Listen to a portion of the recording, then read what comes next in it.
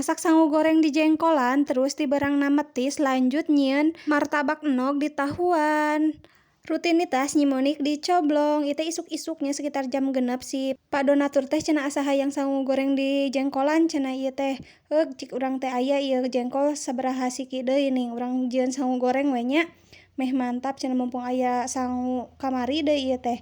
Lebar dipiceunan mah dikahayamkeun teu boga hayamna urang teh. Dikahayam baturkeun menya meureun diparaban ku urang nya bener teu. Ieu teh singkat cerita geus asak sangu gorengna teh urang disantap sarapan cenah caritana teh hablem deui ngeunah we mantap.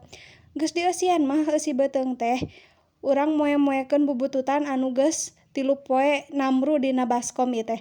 Teu daekeun ingkah sorangan deui teu daekeun moekeun sorangan bubututan teh aneh.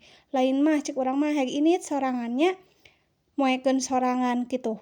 Meh tinggal garing meureun urang teh tinggal nyaitan betah ieu mah kudu dianteur weh naon-naon teh.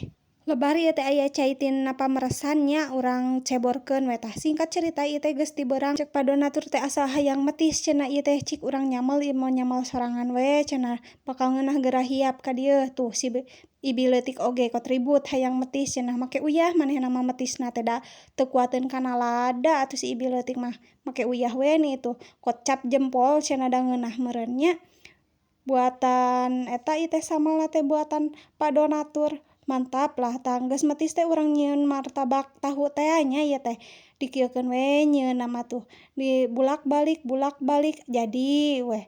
Urang goreng tungtut ngagorengna ge soalna ieu teh adonanna teh beye teuing caritana mah jadi weh kudu ditungtut dijieun langsung digoreng kieu carana mah da adonanna beye teuing nampeyek geuleuh diteuneun heula mah tuh ieu teh Pak Donatur langsung ngamimitian ngopi ngeunah cenah pek teh. Kami merek di make bumbu aida jeung balado meh ngeunah mun ceuk barudak ayeuna mah bumbu basreng cenah ieu teh ku urang mah dipake kana bumbu martabak telor cenah ieu teh caritana teh tong poho dikucrak-kucrak nya barudak meh galo kitu bumbuna teh. Cobaan hablem panas geuning nya lada nya panas ieu teh kot dina baham teh meledak pokona mah meledak pisan ieu teh teu kuat lada ieu teh rek nginum heula saeutik mah. Hablem deui